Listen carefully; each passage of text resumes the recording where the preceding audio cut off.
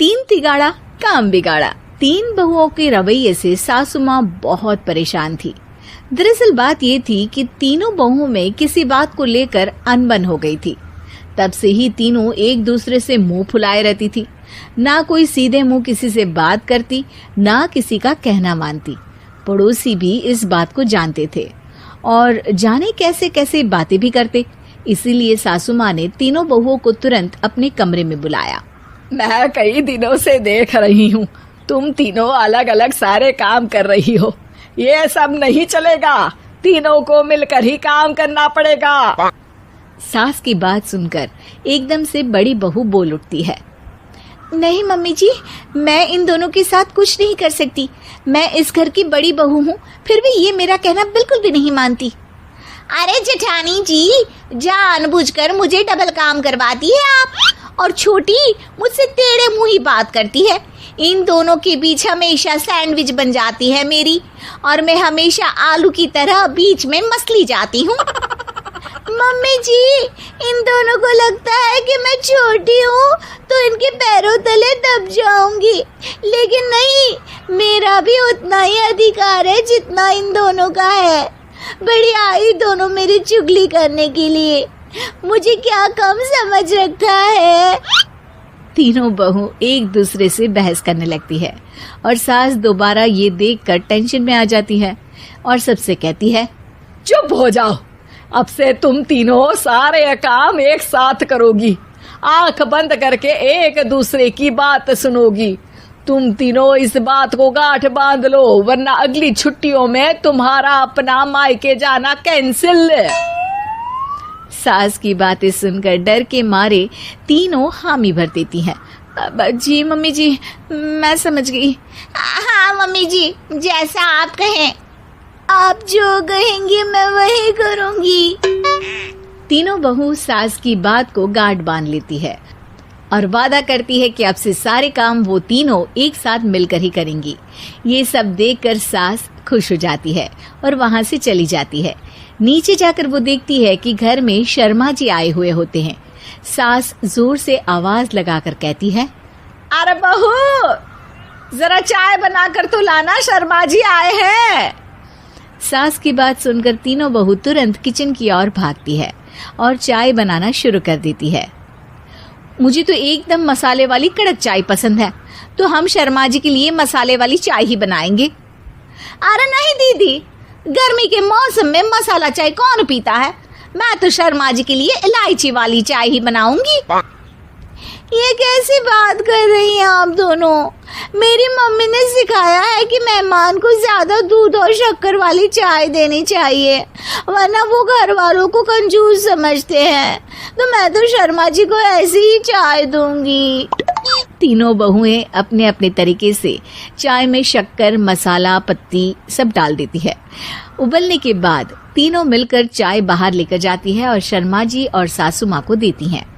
चाय पीने के बाद शर्मा जी सासू माँ को देखकर शर्मा जाते हैं और शर्मिंदा महसूस करते हैं कि आखिर उन्होंने चाय पीने के लिए हामी क्यों भरी। सासू माँ भी चाय पीना शुरू करती है और कहती हैं, अरे बहू, ये कैसी चाय बनाई है? चाय है या मीठे दूध की बासुंदी? हाँ, चाय अच्छी नहीं लगी क्या? कोई बात नहीं, हम पराठा बनाकर लाते हैं। चलो चलो अंदर। हाँ हाँ चलो, हाँ आती हूँ मैं भी। नहीं नहीं, मेरा पेट चाय ने ही चौपट कर दिया, वही काफी है। पराठे से पोपट नहीं करवाना, मैं तो चलता हूँ। शर्मा जी चुपचाप पतली गली से निकल जाते हैं। अगले दिन सास बहुओं से कहती है, अरे बहू, जाओ जाके ऊपर के गेस्ट हाउस की सफाई कर दो। कल हमारे यहाँ मेरे दूर के रिश्तेदार आने वाले हैं, तो पूरे कमरे को चमका देना, समझी? तीनों बहू सास की बात को मानकर ऊपर सफाई करने चली जाती हैं और तीनों कमरे की सफाई चालू कर देती है। बड़ी बहू मकड़ी के जाले साफ करती है, तो बीच वाली झाड़ू लगाना और छोटी वाली सर्फ डालकर जमीन धोना शुरू कर देती है। अरे दीदी, जेठानी जी, अभी मैंने पूरी फर्श धोई और आप फिर से धूल नीचे गिरा रही हैं। और मछली जेठानी जी, आप बिना झाड़ू की धूल यहाँ छटक रही हैं। अरे तीनों को साफ करना है, एक साथ सफाई करते हैं ना। अरे वही तो, हम साथ साथ हैं, घर साफ साफ है। तीनों बहू ऐसे ही काम में उलझ जाती है और 2 घंटे तक एक ही कमरे की सफाई करती रहती है। बहुत देर से अपनी बहुओं को ना देखने के कारण सास ऊपर कमरे में उन्हें देखने जाती है, लेकिन कमरे में घुसती ही वो गीली फर्श पर फिसलने के कारण नीचे गिर जाती है। ओरी मोरी मैया, हड्डी मरोड़ के रख दी। आए मेरी तो कमर ही टूट गई रे। तीनों बहुएं सास को उठाती हैं और बिस्तर पर सुला देती है। अरे मेरे हाथ पैर दर्द कर रहे हैं, दबा दो, आराम मिलेगा। हाँ जी माँ जी। अरे जी माँ जी। और तीनों बहुएं एक साथ सास के हाथ को दबाना शुरू कर देती हैं। माँ की तो चीख ही निकल जाती है और नतीजा ये होता है कि सास के बचे हुए शरीर में भी दर्द उठ जाता है। हाय राम, ये क्या कर दिया तुम तीनों ने। अरे मेरी तो किस्मत ही फूटी है कि तुम जैसी बहुएं मुझे मिली। हे भगवान, पूरे शरीर में दर्द बढ़ गया है। अब तो पता नहीं कि चल भी पाऊंगी या नहीं। माफ करो, मुझे गलती हो गई मुझसे कि तुम तीनों को एक साथ काम करने के लिए बोला। सोचा था तीनों मिलके अच्छे से काम करेगी, लेकिन बड़े बुजुर्ग सही कहते थे कि 3 तिगाड़ा काम बिगाड़ा। तुम लोगों ने ये बात ना आज साबित करके दिखा दी। तुम तीनों को तो समझाना यानी मानो भैंस के आगे बीन बजाना है। तुम्हें अकेले अकेले काम करना है ना, तो अब से तुम अकेले ही अपना अपना काम करो। तीनों बहुएं वहां से जाने लगती है। अरे कहाँ जा रही हो? आप ही ने तो कहा कि अपना अपना काम करो, तो मुझे मुल्तानी मिट्टी लगानी है। अरे मुझे भी तो नेल पॉलिश लगानी है, मुझे ना मेहंदी लगानी है। सास अपना सर पीट लेती है और कहती है, अरे मुझे भी लगाना है कुछ। क्या माँ जी? क्या माँ जी? क्या माँ जी? तुम्हारे घर वालों को फोन, तुम्हारी हरकतें बताने के लिए। एक शाम प्राची टीवी पर सीरियल देख रही होती है, तभी उसकी सास वहां आती है। अरे सीरियल में तो ऐसे मग्न है जैसे आज रात का खाना पड़ोसी आकर बनाएंगे। मुझे पता ही नहीं था आपने अपने बेटे की शादी पड़ोस में भी की हुई है।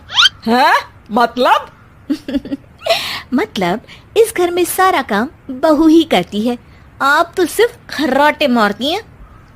अच्छा जी, फिलहाल तो तुम आराम फरमा रही हो, चलो जाओ, ये मेरे टीवी देखने का समय है। आहा, इसीलिए मुझे भगाया जा रहा है। सॉरी, अब तो बिल्कुल नहीं जाऊंगी। प्राची की इस बात पर दोनों सास बहू के बीच टीवी रिमोट के पीछे बच्चों जैसे छीना झपटी शुरू हो जाती है, जिसके बीच श्लोक भी काम से घर वापस आ जाता है। आज मेरी चूहे बिल्ली की जोड़ी किस बात पर झगड़ रही है? अरे तेरे बीवी मुझे टीवी ही नहीं देखने दे रही। अरे तुम्हारी मम्मी मुझे खाना बनाने के लिए फोर्स कर रही है। अरे वाह, ऐसे बेतुके रीजन पर तो बच्चे भी झगड़ा नहीं करते। अरे मुझे कुछ मत बोल, सब इसने ही शुरू किया है। हाँ हाँ, जैसे आप तो बहुत दूध की धूली है ना। अरे बस, दोनों चुप। प्राची जाओ, खाने की तैयारी करो। और माँ तुम छोड़ो, तुम्हें क्या बोलूं, शांति से अपना सीरियल देखो, मुझे दोबारा लड़ने की आवाज सुनाई नहीं देनी चाहिए।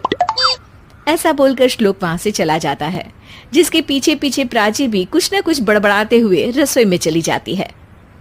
हाँ, सासू जी को तो कुछ बोलेंगे ही नहीं, बस मुझ पर ही हुक्म चलता है, खाना बनाओ, जैसे मैं इनके घर में खाना बनाने के लिए आई हूँ।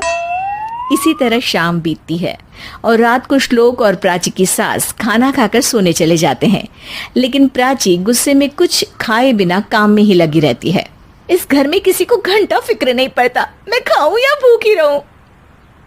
प्राची कुछ देर के लिए रसोई से बाहर जाती है और जैसे ही वापस आती है तो वहां दूध का भरा ग्लास देखकर हैरान रह जाती है। फिक्र पूरी है, बस दिखाना नहीं है।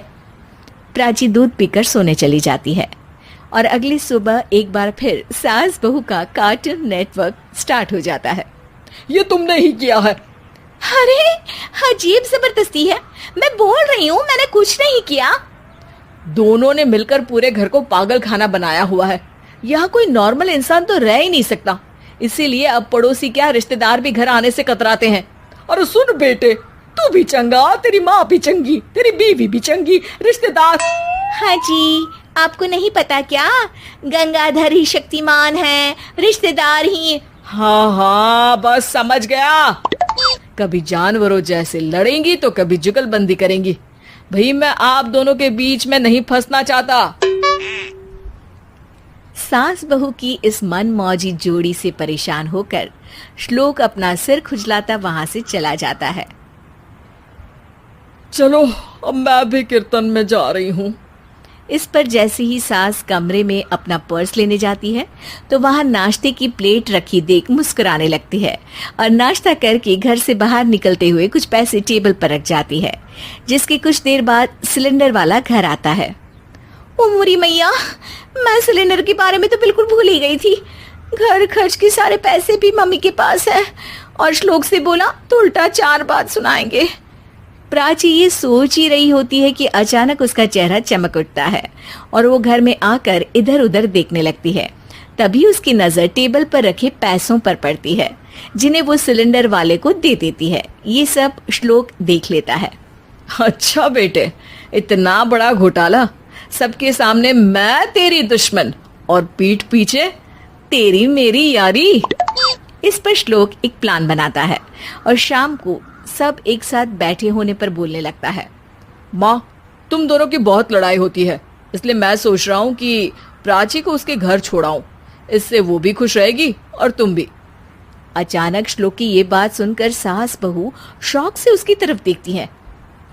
अरे ऐसे कैसे घर छोड़ाओगे, मुझे कहीं नहीं जाना।